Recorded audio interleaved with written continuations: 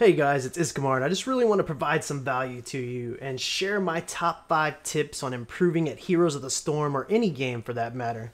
Before we get into that, if you enjoy unique gameplay, strategies to optimize your gaming skills, and sexy, not awkward bald dudes, then you're in the right place and you should subscribe to my channel.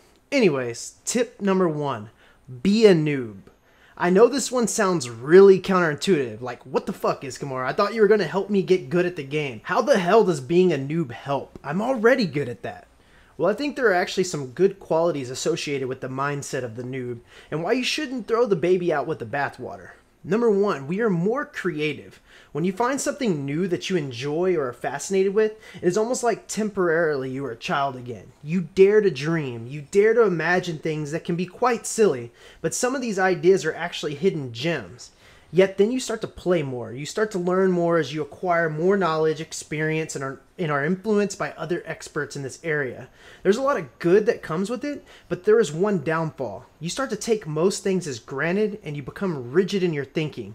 The hidden OP can be sitting right under your nose, but you'll never discover it or test it because this is the way things are. These are the meta builds and I have to run them.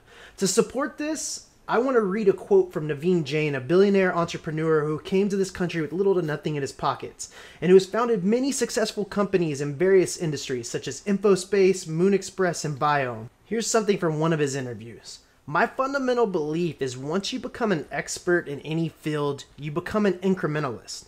You are only able to incrementally improve something by 10%.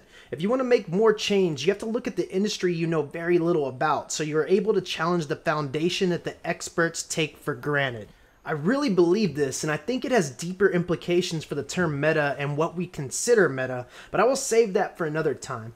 Anyways, I really feel this sort of mindset has helped me in most games I've played, especially in MMOs. Most of the insane builds I created started with me putting together really stupid shit.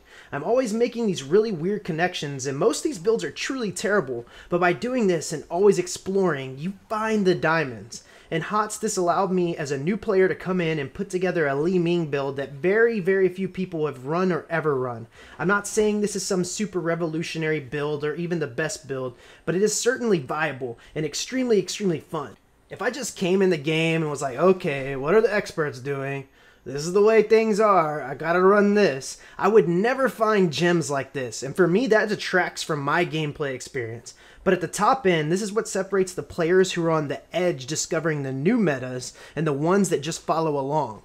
The best way to retain this trait is to always dare to question. Always dare to test new things in quick match or unranked drafts. Ask the question, what if? And then seek it out. You aren't always going to find something great because let's face it, there are limits to what you can do with the talent system, especially with heroes that don't have as great of talent diversity. At the same time, you never know what you might find.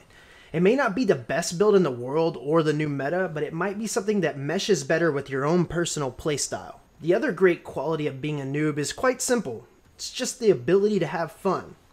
I've noticed a trend here lately. Whenever I spam Hero League and just tunnel vision certain characters and take myself super serious, I lose much more games. Yes, there are other major factors like when I'm actually eating good and maintaining a physical protocol versus when I'm just eating pure junk and fat gamering it out. But even in those moments, when I'm able to just take a step back and enjoy the game, when I don't tunnel too hard on Hero League, or when I mix in some quick matches and play different heroes, keeping the gameplay fresh, I'm able to appreciate the game more. A noob comes into a game and everything is new to him. He's able to appreciate more about the game. He's able to endure more toxicity and troll teammates because he's just along for the ride. You even learn faster as the concepts are fresh to you. And through the pure joy of the novel experience, you are more receptive. I think there are ways you can retain some of these values. One, you need to maintain a good mix. For me in games, if I tunnel a certain build or character for too long, even if it is my all-time favorite, it will get stale and my performance will start to drop. You need to maintain a good mix. Play various heroes, try new ones. Don't just tunnel Hero League. Play some quick match or some of the rotational game modes. Number 2, laugh more and just have fun. This doesn't mean don't try to win. You always want to try to win, but you have to be willing to laugh it off when somebody takes the game so serious enough that they will flame you or other people. You need to just sit back and enjoy the experience and remember that you are playing a game.